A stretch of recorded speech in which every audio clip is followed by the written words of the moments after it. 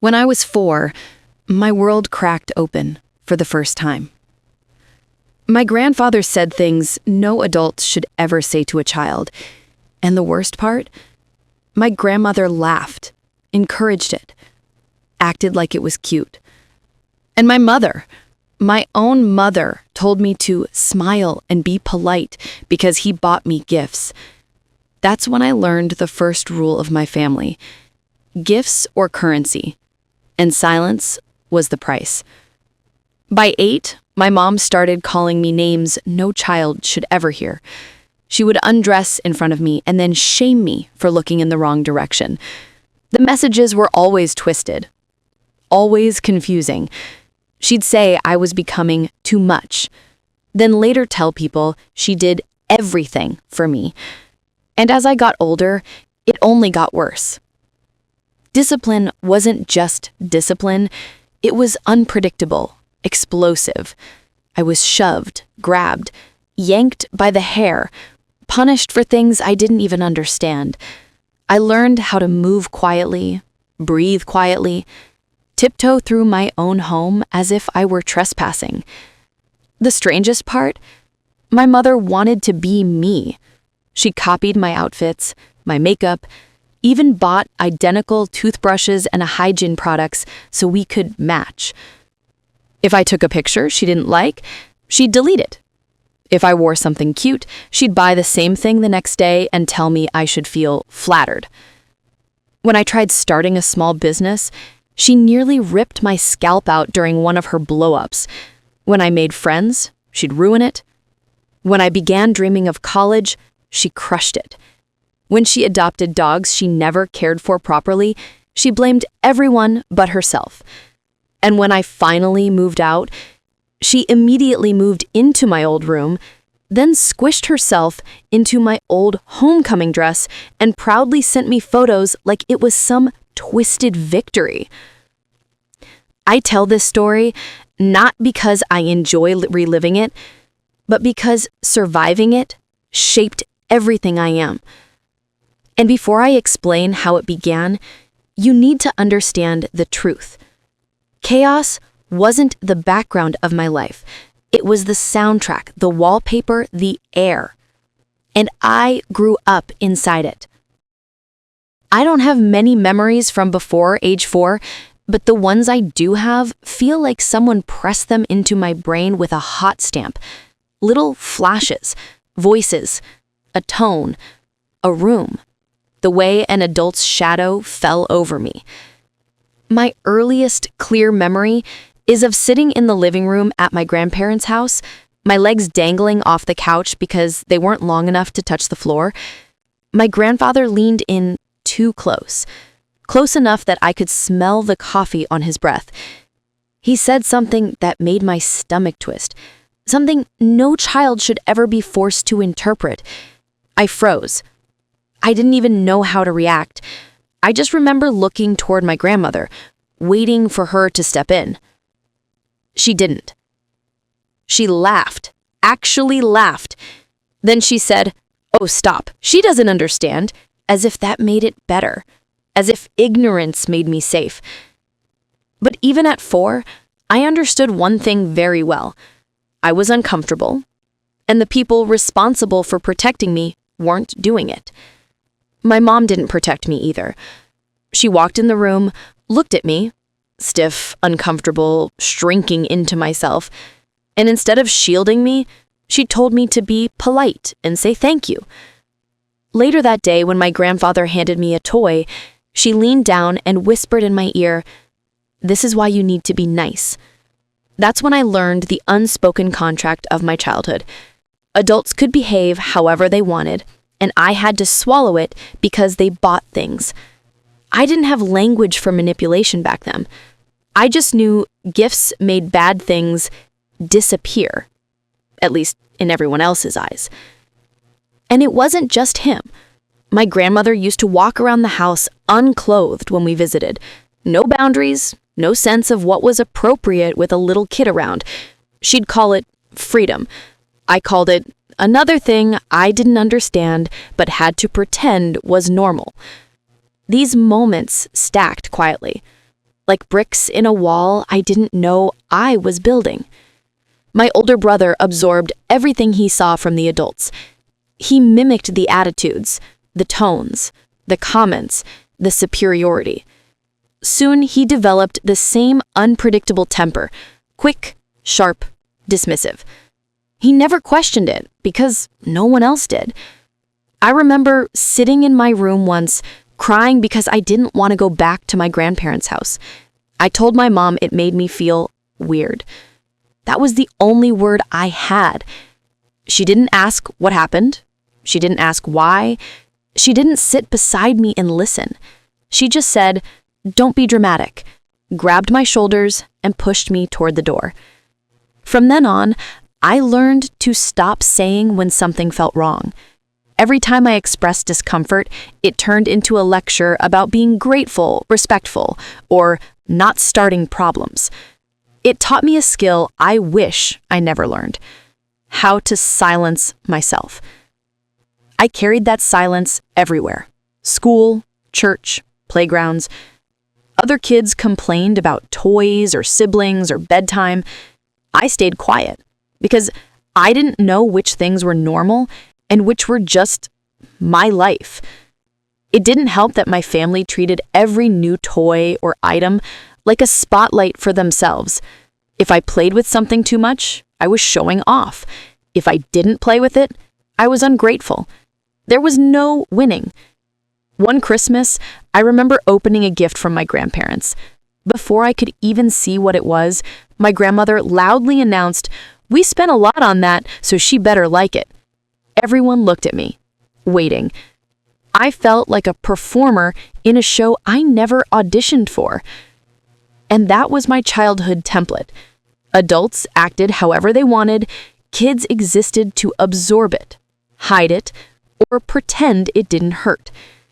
By the time I was 7, the fear wasn't sharp anymore. It had settled in. It felt normal, which is exactly how the rest of the damage slipped in so easily. By the time I turned 8, the problem wasn't just my grandparents anymore. It wasn't even the weirdness or the boundary issues that lingered in the background like a smell you couldn't wash out. The new problem was my mom. I don't know exactly when she shifted. Maybe she had always been that way and I just wasn't old enough to notice. But at 8, something clicked. And suddenly I realized she wasn't just strict or overwhelmed or having a hard day. She was volatile, unpredictable, unfair in a way that made my stomach drop the second I heard her footsteps. She started saying things to me that kids shouldn't hear. Insults that didn't sound like discipline, didn't sound like guidance, didn't even sound like frustration. They sounded personal, like she was talking to a rival, not a child. If I wore something she didn't approve of, she would tear into me. If I didn't clean something the exact way she wanted, even if she never explained how, I'd get grabbed, shoved, yanked around like I was a doll she was tired of playing with. If I cried, she'd snap, "Stop acting like a victim." If I didn't cry, she'd accuse me of having an attitude. Everything I did was wrong, because she needed it to be wrong. One of the strangest, most confusing things she did was change in front of me constantly, and then shame me for looking weird or acting uncomfortable. I was a kid. I didn't even understand what I was supposed to do with my eyes in those moments. She'd walk around half-dressed and then accuse me of making things awkward. It was bizarre, and I didn't have the vocabulary to describe it. All I knew was I felt caught in a trap where everything was my fault, even things I didn't control. That's when she started picking apart my physical appearance. "You're getting too big. Your face looks different. Why do you look like that? You need to watch what you eat. You should be grateful you have me to keep you in check." Meanwhile, she'd go around bragging to people about how beautiful and perfect I was, as if she needed credit for creating me. It was like living with two versions of the same person, one character she performed for the world, and one she unleashed only on me. My brother was no help either. By then, he had fully absorbed her behavior like secondhand smoke. If she insulted me, he laughed. If she shoved me, he looked away. If she screamed at me, he'd sometimes join in just to be on the winning side of the argument. He was becoming a product of the environment, and I was the easiest target to practice on. At school, I was the quiet kid. I didn't tell anyone what was happening because I didn't even know how to describe it. Kids around me complained about bedtime or chores. I sat there thinking, you get a bedtime? A chore list with instructions? You get told things calmly? You get warnings? I felt like an alien trying to blend into human life. But the part that really twisted things was how my mother behaved around other adults. The transformation was instant and flawless. She became soft-spoken, nurturing, patient. She smiled. She listened. She acted like she was the president of the perfect mom's club. People loved her. Teachers praised her. Family friends thought she was so involved and so caring. She loved that attention, thrived on it. And I realized something terrifying. No one would ever believe me. She was too good at her role, too polished, too convincing. Meanwhile, I was the kid who flinched when someone raised their voice, the kid who apologized for everything, the kid who didn't make eye contact, the kid who walked on eggshells even in places where eggshells didn't exist. If I had tried telling someone the truth, it would have sounded like a child exaggerating a strict mom. But she wasn't strict. She was unstable. Her mood swings were instant, like flipping a switch. She'd go from laughing to accusing me of disrespect within seconds. I learned to monitor her tone, her footsteps, even the way she set down a plate in the kitchen. Everything was a clue. Was she in a good mood or a bad one? Was today safe or dangerous? Was she going to ask me to watch a movie together, or was she going to drag me by my arm into a room and scream at me for something I didn't do? I developed this hyper-awareness that I didn't even recognize as unnatural. I thought everyone lived this way. One day, she was standing behind me while I brushed my teeth. She watched me in the mirror and suddenly snapped, "Why are you brushing like that? You look stupid." Then, without missing a beat, she spent the next 10 minutes lecturing me on confidence. The contradiction didn't even faze her. Another day, she looked at my clothes and said, "You're trying too hard." But the next week, she forced me to wear something almost identical to what she chose for herself. It wasn't discipline. It wasn't parenting. It was control. Control for the sake of control. By age 11, I didn't even feel like a person anymore. I felt like an extension of her ego that she could twist, break, shape, and blame as needed. And I hadn't seen the worst of it. High school was the first time I began to see a life that might exist outside the chaos of my home. My friends became my sanctuary. For the first time, I experienced moments of normalcy, sleepovers, laughter that didn't feel dangerous, encouragement instead of judgment. It was a taste of what it meant to be safe, to be cared for in a way that wasn't transactional or fear-based. I noticed quickly that my friends' parents treated them differently. They praised them, guided them, celebrated small victories. They weren't waiting to punish or control, weren't keeping score like my mother and stepfather had done. That contrast burned itself into my memory. I would sleep over at my friends' houses at least twice a week, and each time I returned home, I felt the walls closing in again. Their houses became my temporary refuge, the only place I could breathe without holding myself small. Even as I built these friendships, the constant comparison with my family made me hyper-aware of how skewed my home life was. My mom's obsession with control, her jealousy, and her copying everything I did, clothes, makeup, even mundane things like toothbrushes, kept me perpetually on edge. At the same time, I learned the hard way that independence in my home wasn't just discouraged, it was punished. By my senior year, I started a small business. It was something I could call my own, a little piece of independence. I thought I might finally have a space where I could operate without interference. I was wrong. She physically assaulted me over something as small as using Uber to deliver an order instead of relying on her. She had no interest in what I had built for myself, only in controlling it, or punishing me for it. I learned that even small attempts at autonomy were seen as threats. Looking back, I realized that running my own business at 18 or 19 was more than just a financial exercise. It was my first real attempt at survival outside her influence. Each success, each satisfied customer, felt like a small rebellion against a home life that had always tried to suppress me.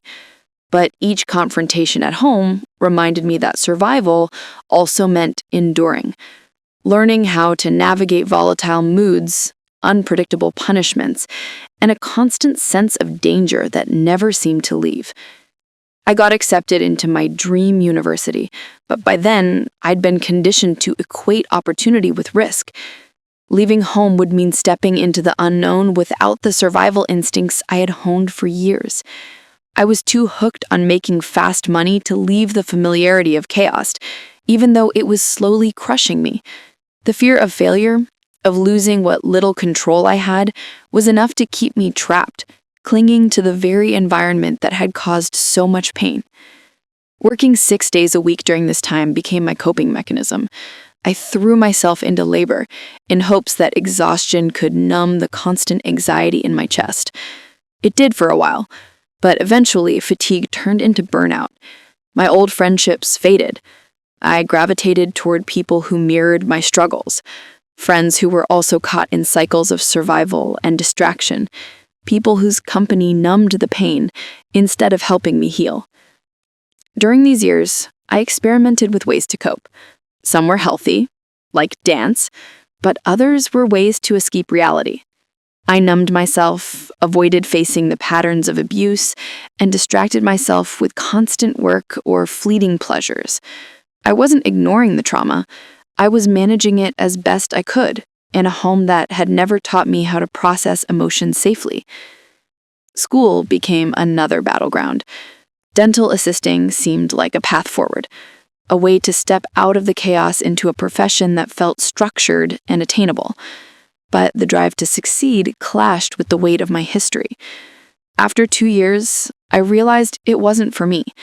The pressure to survive, to maintain control over my life in the midst of my family's intrusion, left me drained and resentful. Even as I tried to rebuild, depression settled in, slow and heavy, making it hard to hold on to motivation or direction.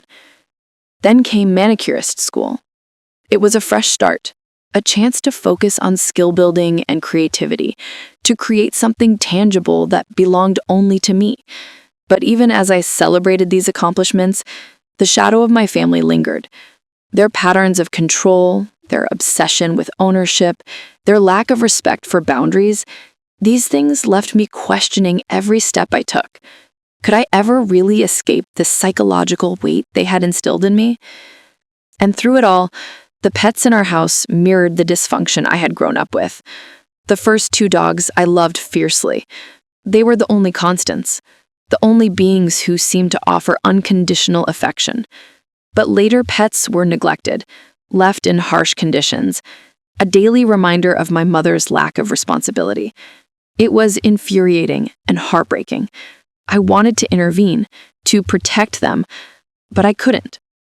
Powerlessness became a familiar companion alongside fear and frustration.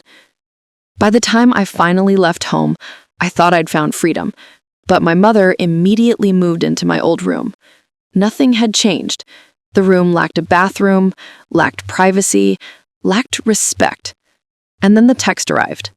A photo of her in my high school homecoming dress, a message that made my chest tighten, my throat close. 10 more pounds down, and I'll finally fit into your dress. Even away from home, even after years of coping, I realized that her obsession with controlling and copying me wasn't just a chapter of my childhood.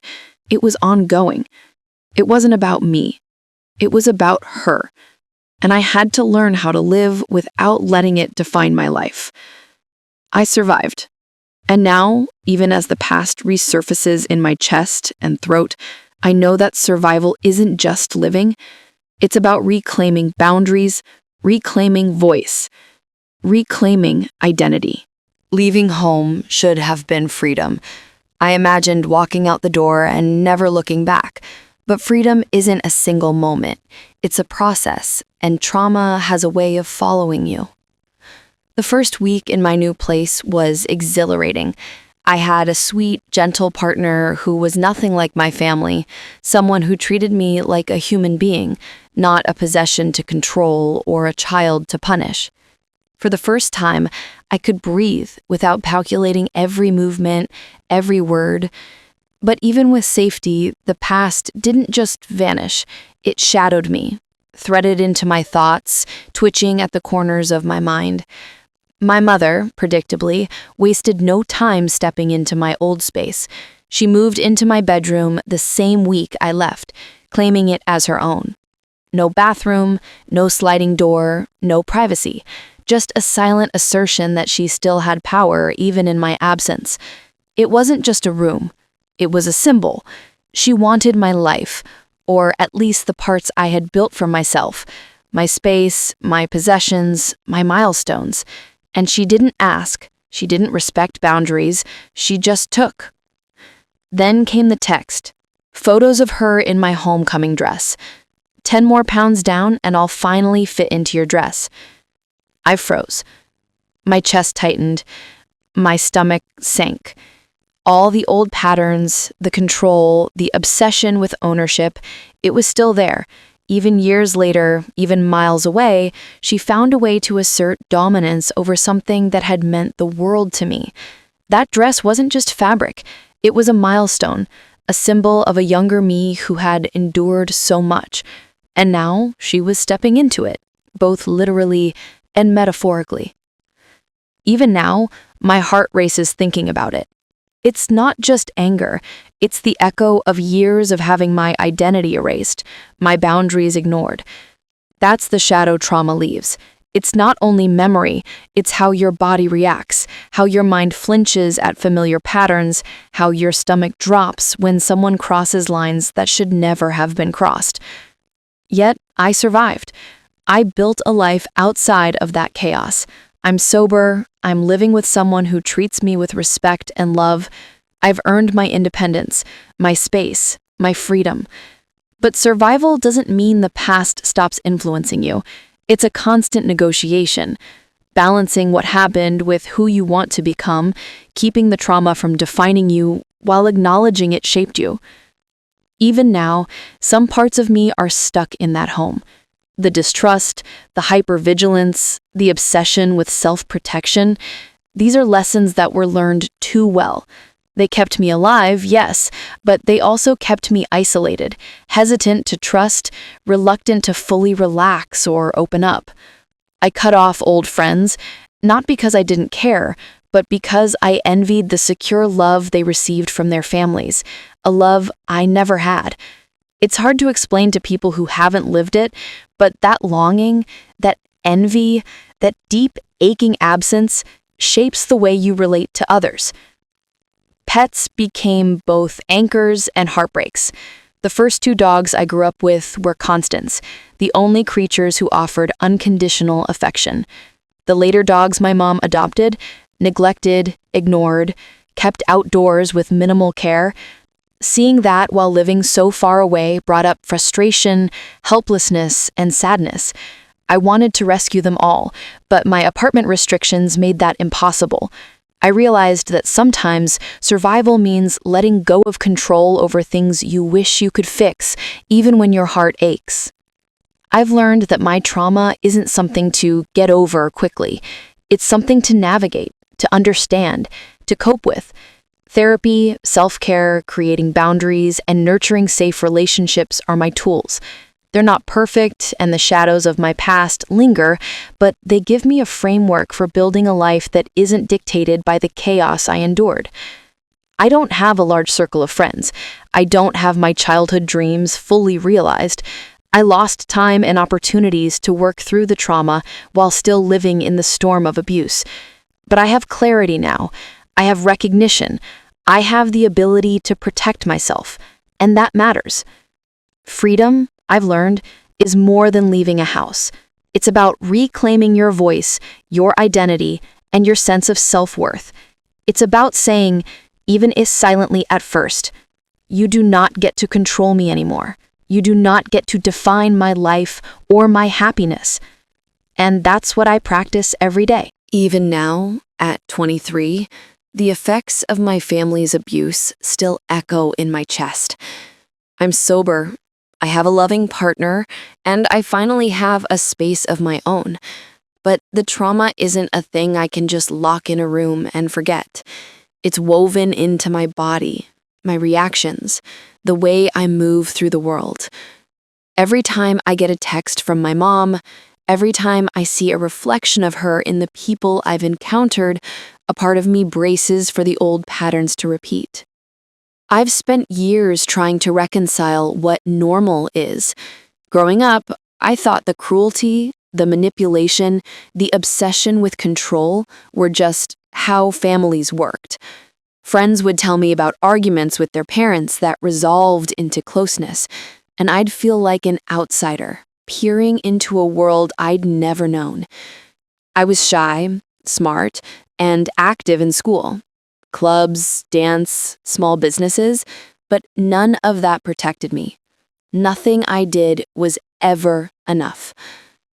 Leaving home didn't erase the lessons I learned, it intensified them. I became hyper-aware of the smallest details, protective of my space, my energy, my boundaries.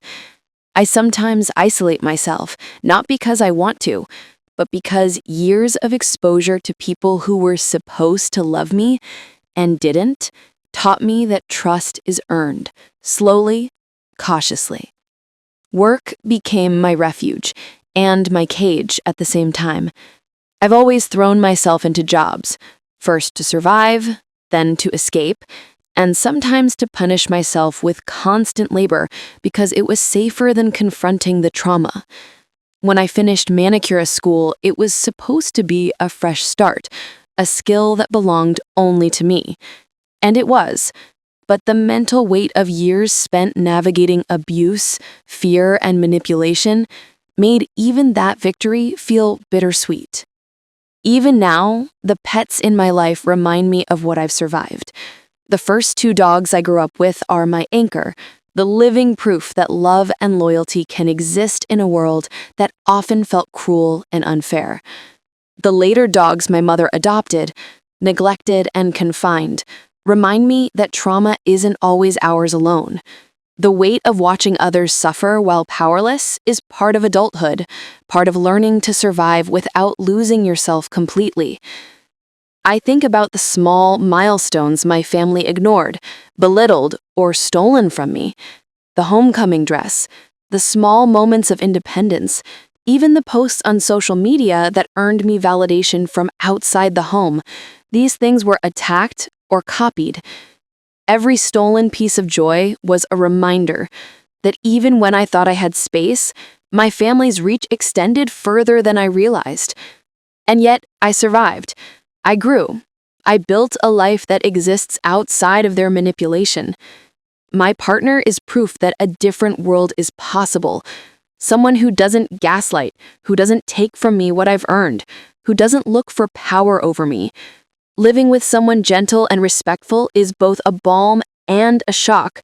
I'm constantly reminded that life doesn't have to mirror the chaos of my childhood.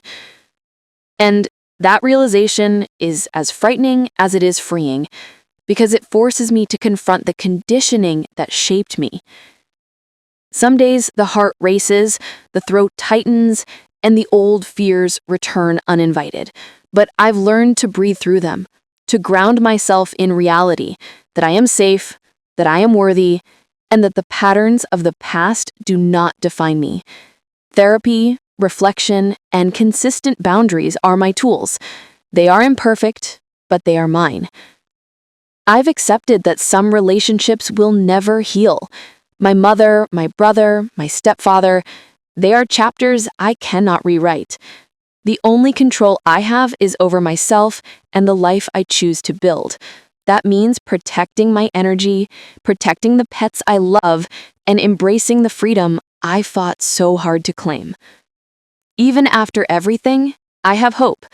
I hope for stability, for happiness, for the kind of life where my voice is heard and my boundaries are respected.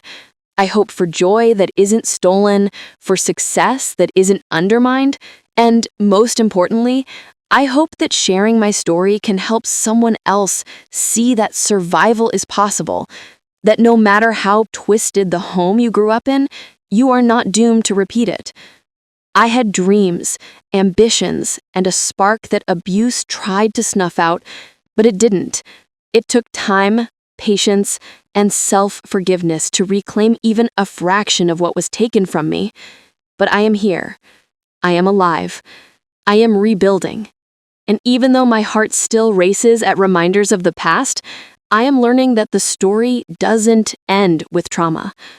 The first 2 dogs I grew up with, they remind me that love is possible. My partner reminds me that safety is possible. And every day, I remind myself that freedom is possible.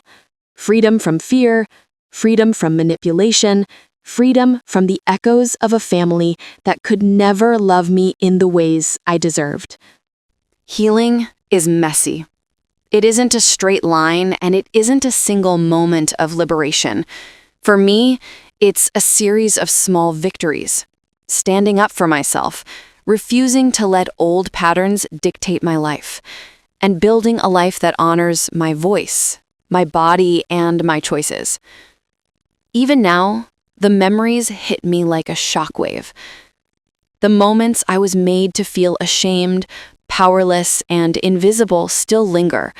My grandfather's hands, my mother's words, the constant comparisons, the stolen milestones, all of it left marks.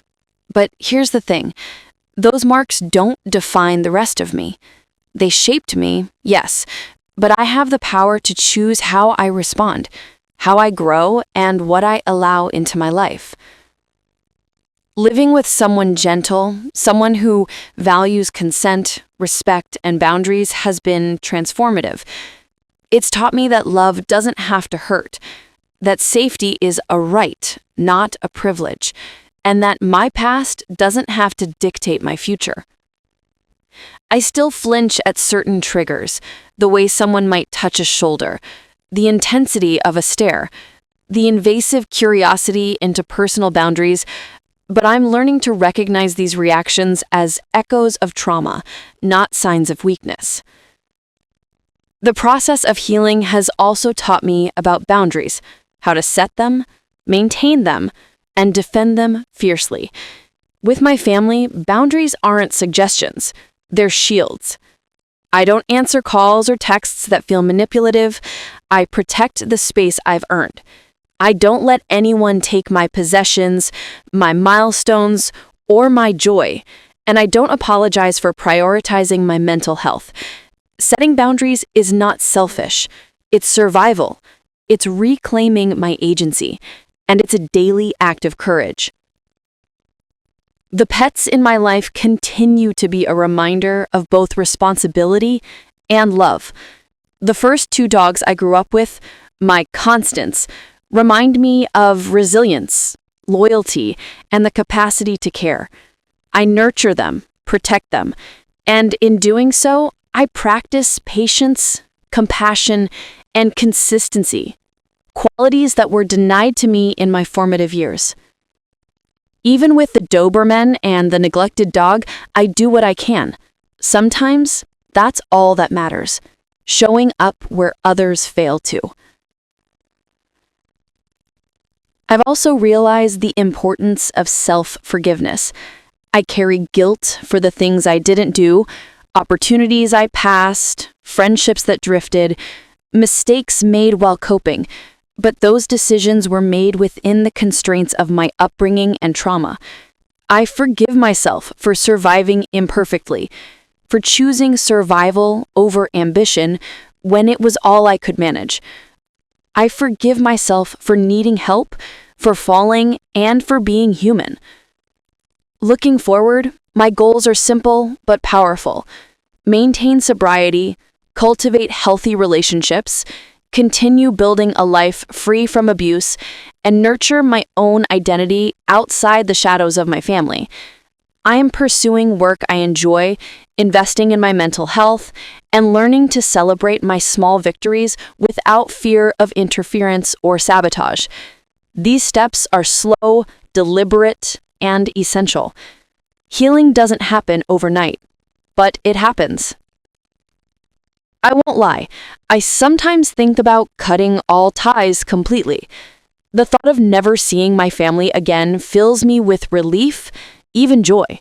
And while some might call that harsh or extreme, it's simply what my survival requires. I am not obligated to expose myself to toxicity for the sake of bloodlines. I choose peace over chaos. I choose life over inherited dysfunction. And yet, the story isn't only about Cain. It's about resilience. It's about the capacity to recognize injustice, stand up for yourself, and claim a life that feels like your own. It's about learning that love can exist without fear, that respect can be earned without coercion, and that freedom isn't just leaving a house. It's reclaiming your mind, your body, and your identity. Even on the worst days, when the chest tightens, when my past whispers in my ear, I remind myself, I survived the unthinkable. I built a life against the odds, and I am still here. I am Viola, survivor, advocate for myself, protector of what I love, and I am not defined by the people who tried to break me. To anyone watching this who has lived through abuse, manipulation, or neglect, know that your story doesn't have to end in despair. Healing is possible. Freedom is possible. And your voice matters. Protect it, nurture it, and use it. You are not your trauma. You are the person who has survived it. And surviving, in its truest sense, is an act of bravery.